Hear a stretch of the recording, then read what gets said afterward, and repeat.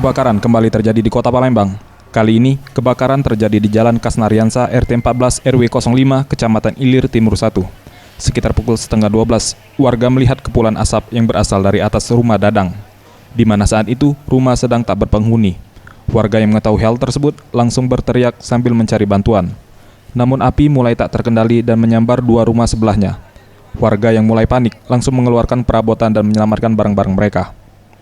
Guna memadamkan kobaran api, petugas pemadam kebakaran dari Dinas Penanggulangan Bencana Pemkot Palembang mengerahkan 5 unit mobil pemadam kebakaran.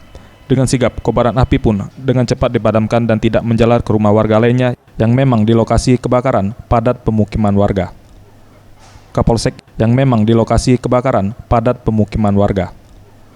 Kapolsek Ilir Timur serta hembusan angin menjadi faktor penyebab merembetnya api ke rumah-rumah yang berada di sekitar lokasi kebakaran.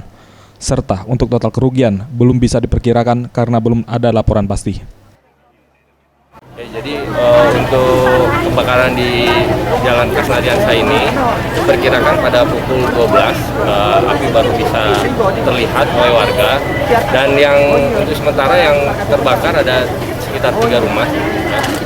Karena diprediksi untuk kejadiannya karena konsleting, untuk sementara konsleting listrik. Namun untuk kerugian belum bisa dipastikan kerugiannya berapa.